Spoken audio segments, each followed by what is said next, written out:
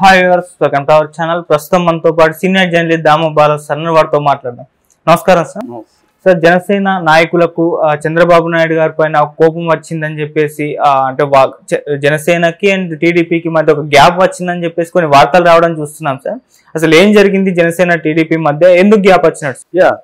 ఇప్పుడు ఒక వార్త మెల్లమెల్లగా వైరల్ అవుతుంది. అదేంటంటే చంద్రబాబు మీద కోపంతో ఉన్న జనసేన నాయకులు అని. దీనికి ప్రధాన కారణం ఏంటంటే, మామూలుగా చూస్తే మనకి జనసేన లేదా పవన్ కళ్యాణ్ లేకపోతే చంద్రబాబుకి పరిస్థితి వచ్చేదే కాదు. ఎందుకంటే ఒక ఊపు తీసుకొచ్చింది పవన్ కళ్యాణ్. ముఖ్యంగా జగన్కి యాంటీ ఓట్ని చీల్చనని చెప్పి గట్టిగా కూర్చొని ఈ పొత్తుని కుదిర్చింది కూడా పవన్ కళ్యాణ్. ఈవెన్ బీజేపీ పవన్ కళ్యాణ్ లేకపోతే తెలుగుదేశంతో కలిసి ఉండేదా అంటే డౌట్ఫుల్లే. ఎందుకంటే బీజేపీకి ఇంట్రెస్ట్ లేదు తెలుగుదేశంతో కలవడం. కానీ పవన్ కళ్యాణ్ దాన్ని సుసాధ్యం చేశాడు. పవన్ కళ్యాణ్ ఆ విషయం ఓపెన్గా కూడా చెప్పాడు. నేను చాలా ఇబ్బందులు ఎదుర్కొన్నాను, చాలా తిట్లు కూడా తిన్నాను వాళ్ళ దగ్గర, అంత ఇబ్బందులు పడి మరి పొత్తు కలిపానని చెప్పాడు. ఎందుకంటే పవన్ కళ్యాణ్కి ఎట్టి పరిస్థితుల్లో జగన్ అధికారంలోకి రానివ్వను అని ఒక ప్రతిజ్ఞ చేశాడు కాబట్టి దానికోసం దేనికైనా సిద్ధమయ్యాడు. అందుకని అన్కండిషనల్గా చంద్రబాబు జైల్లో ఉన్నప్పుడు పోయి సపోర్ట్ ఇచ్చాడు, మద్దతు ఇచ్చాడు. తర్వాత పొత్తు కూడా అనౌన్స్ చేసేసాడు. అప్పటికి విధి విధానాలు లేవు, ఎన్ని సీట్లు వస్తాయో లేదు, అయినా కూడా అనౌన్స్ చేశాడు. అయితే దానికి తగినట్టు సీట్లు తెచ్చుకోవడంలో కూడా పవన్ కళ్యాణ్ త్యాగం చేశాడు. తనకి అంతకుముందు 24 సీట్లు ఎమ్మెల్యే, 3 ఎంపీ ఇచ్చినా కూడా బీజేపీ కోసం తనే త్యాగం చేశాడు. చంద్రబాబు త్యాగం చేయలే. తనే ఇక్కడ 3 సీట్లు, అక్కడ 1 సీటు, 4 మొత్తం త్యాగం చేశాడు. ఇన్ని చేసినా కూడా పవన్ కళ్యాణ్ 21-21 అక్కడ 2-2 అంటే 100% స్ట్రైక్ రేట్తో గెలిచాడు. అయితే ఇక్కడ ఏం జరిగిందంటే, పవన్ కళ్యాణ్ లేదా బీజేపీ సపోర్ట్ అవసరం లేకుండా గవర్నమెంట్ ఫామ్ చేసే పరిస్థితి చంద్రబాబుకి వచ్చింది. అంటే చంద్రబాబుకి అబ్సల్యూట్ మెజారిటీ వచ్చింది. సో 135 సీట్లు వచ్చాయి, ఓవరాల్గా 164లో. కాబట్టి చంద్రబాబు నిజానికి జనసేన బీజేపీ లేకుండా అయినా కూడా గవర్నమెంట్ ఫామ్ చేయొచ్చు. వాళ్ళ మీద డిపెండ్ అవ్వాల్సిన అవసరం చంద్రబాబుకి లేదు. కాకపోతే ప్రీపోల్ అలయన్స్లో ఉన్నారు కాబట్టి, అట్లాగే బీజేపీతో అక్కడ ఎన్డీఏ కూటమిలో ఉన్నారు కాబట్టి, నేషనల్ లెవెల్లో అక్కడ కూడా గవర్నమెంట్లో భాగం కాబట్టి, ఇక్కడ బీజేపీకి జనసేనకి భాగం ఇవ్వాల్సిన పరిస్థితి చంద్రబాబుకి ఏర్పడింది. That is one thing. Second thing, 2029లో కూడా ఇదే కాంబినేషన్తో వెళ్ళాలి, లేకపోతే జగన్ పుంజుకునే అవకాశం ఉంది. ఎందుకంటే జగన్ని తక్కువ అంచనా, సీట్లు 11 ఉండొచ్చేమో, కానీ 40% ఓట్ షేర్ ఉంది. గతం కంటే ఓన్లీ 10 తగ్గాయి. వీళ్ళు ముగ్గురు కలవకపోయింటే జగన్కి కూడా అడ్వాంటేజ్ వచ్చిండేది. కాబట్టి ఇవాళ మళ్ళీ కానీ 2029లో ఏదో కారణంతో పవన్ కళ్యాణ్ బీజేపీ తమకు దూరం అయితే మళ్ళీ సింగిల్ అయిపోవాల్సి వస్తుంది అని కూడా చంద్రబాబుకి ఉండే పరిస్థితి ఉంది. అందువల్ల జనసేనకి గవర్నమెంట్లో పదవులు ఇవ్వడం అవన్నీ కూడా చంద్రబాబు మొదలుపెట్టాడు. అయితే బయట వినిపిస్తుండే టాక్ ఏమంటే, చంద్రబాబు చాలా తెలివైనడు, ఒకరికి ఎట్లా ఇంపార్టెన్స్ ఎంత ఇవ్వాలి, ఎంత ఇస్తున్నట్టు బయట ప్రచారం చేయాలి అనే విషయం చంద్రబాబు చాలా క్లారిటీ ఉంటుంది. అందుకని ఉత్తుత్తి గౌరవం ఇవ్వడం పవన్ కళ్యాణ్కి, డిప్యూటీ సీఎం అనడం. డిప్యూటీ సీఎం అనేది రాజ్యాంగంలో లేదు, సపరేట్ ప్రోటోకాల్స్ పదవులు ఏమీ లేవు. ఏదో చంద్రబాబు డిప్యూటీ సీఎం అని అనౌన్స్ చేసి అతనికి ఏదో 5 శాఖలు ఇస్తున్నట్టు చెప్పి, 5 శాఖలు అనేవి పెద్ద విషయం కాదు. ఈవెన్ అచ్చెన్నాయుడికి కూడా 4 శాఖలు ఉన్నాయి. అచ్చెన్నాయుడికి ముఖ్యమైన శాఖలు ఉన్నాయి, పవన్ కళ్యాణ్కి ముఖ్యమైన శాఖలు ఏం లేవు. జనసేనలో కూడా పౌర సరఫరాల శాఖ మనోహర్కి ఇచ్చాడు, నాదెండ్ల మనోహర్కి. తర్వాత కందుల దుర్గేష్కేమో సినిమాటోగ్రఫీ ఇచ్చాడు. ఇవి పెద్ద ఇంపార్టెన్స్ ఉన్న శాఖలు కాదు. సినిమాటోగ్రఫీ అంటే ఏముంటుంది, దాంట్లో పెద్ద పవర్ ఏముంటుంది, నీ దగ్గర ఉన్నదే చిన్న ఇండస్ట్రీ అది. సో అదేం పెద్ద విషయం కాదు. సివిల్ సప్లైస్ కూడా పెద్ద ఇదేం కాదు, అవంతా పౌర సరఫరాలకు సంబంధించిన వ్యవహారం. బియ్యము, పప్పు ఇవి జనాలకి ఇవ్వడం, వీటికి సంబంధించిన తప్ప అదేం పెద్ద కీ రోల్ ప్లే చేసేది ఏం లేదు.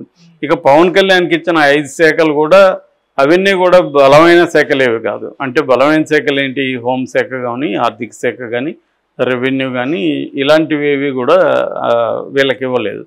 సో పేరుకి పవన్ కళ్యాణ్ ఫోటోలు పెట్టండి అన్నాడు, కానీ అవి కూడా ఏమి ఎక్కడ అమలు కావట్లేదని చెప్తున్నారు. అంటే పవన్ కళ్యాణ్ నేను ఇంపార్టెన్స్ ఇస్తున్నానేది సింబాలిక్గా చంద్రబాబు చెప్తాడు తప్ప రియల్లో ఇన్ ఎసెన్స్లో రియల్లో ఆన్ ద గ్రౌండ్ పవన్ కళ్యాణ్కి కానీ జనసేనకి కానీ పెద్ద ఇంపార్టెన్స్ లేదు అన్న అసంతృప్తి అయితే జనాల్లో ఉందని చెప్తున్నారు. రెండవ అంశం, ఇప్పుడు నామినేటెడ్ పోస్టులు ఆల్రెడీ 3 పోస్టులే ఇచ్చారు వాళ్ళకి, 21 3 ఇచ్చారు. నామినేటెడ్ పోస్టులు లో కూడా అన్యాయం జరగబోతుందని జనసేన వాళ్ళు భయపడుతున్నారు. సో ఎందుకంటే ఇప్పుడు టీటీడీ చైర్మన్ ఉంది, దాని నాగబాబుకి అన్నారు కానీ అదేం కన్ఫర్మ్ కాలే, వేరే పేర్లు కూడా వినిపిస్తున్నాయి. లైక్ అశ్విని దత్, కల్కి ప్రొడ్యూసర్ అశ్విని దత్ లాంటి వాళ్ళు పేర్లు వినిపిస్తున్నాయి. సో అది ఇస్తాడో లేదో తెలీదు. అట్లాగే నామినేటెడ్ పోస్టులు ఎన్ని జనసేనకి ఇవ్వబోతున్నారు, ఏ పోస్టులు ఇవ్వబోతున్నారు అనేది క్లారిటీ లేదు ఇప్పటివరకు. అందువల్ల చంద్రబాబు మీద అసంతృప్తిగా ఉన్నారు అనేది వినిపిస్తుంది. అయితే మనం చంద్రబాబు వైపు నుంచి కాసేపు ఆలోచిస్తే ఆయనకు కూడా ఇది చాలా కష్టమైన విషయం. ఎందుకంటే వాళ్ళకే 135 మంది వచ్చారు అసెంబ్లీలో. ఆల్రెడీ వాళ్ళ చాలామంది అసంతృప్తిగా ఉన్నారు. మన రఘురామకృష్ణరాజు ఓపెన్గానే అసంతృప్తి వ్యక్తం చేస్తున్నాడు. సో అలాంటి వాళ్ళకి నామినేటెడ్ పదవి ఏదో మంచిది ఇవ్వాలి రఘురామకృష్ణరాజు లాంటి వాళ్ళకి. ఇవ్వకపోతే కొద్ది రోజుల తర్వాత తెలుగుదేశంలో కూడా రెబల్గా అయినా కూడా ఆశ్చర్యం లేదు. ఎందుకంటే ఆయన నిజానికి తెలుగుదేశంలో ఉన్న చాలామంది నాయకుల కంటే కూడా రఘురామకృష్ణరాజు చాలా పెద్ద హెల్ప్ చేశాడు. ఎందుకంటే జగన్ని ఆ విధంగా 24 అవర్స్ జగన్ మీద విమర్శ చేసిన వాళ్ళు ఇంకొకరు లేరు రాష్ట్రంలో. ఆ రకంగా తెలుగుదేశానికి బ్రహ్మాండంగా రఘురామకృష్ణరాజు ఉపయోగపడ్డాడు. నిజానికి రఘురామకృష్ణరాజుకు ఆయన కోరుకున్న ఎంపీ చంద్రబాబు ఇచ్చుండాలి, కానీ అది ఇవ్వలేదు చంద్రబాబు. ఇవ్వకుండా అతన్ని పక్కన పెట్టేసి నిజంగా చంద్రబాబు అనుకుని ఉంటే ఇప్పించడం పెద్ద కష్టం కాదు. ఎందుకంటే బీజేపీలో ఎంపీలు కావచ్చు, ఎమ్మెల్యేలు కావచ్చు, ప్రధానంగా చంద్రబాబు మనుషులు ఉన్నారు అక్కడ అందరూ కూడా. సో చంద్రబాబు మనుషులు కాని వాళ్ళు ఒకరిద్దరు కంటే ఎక్కువ లేరు.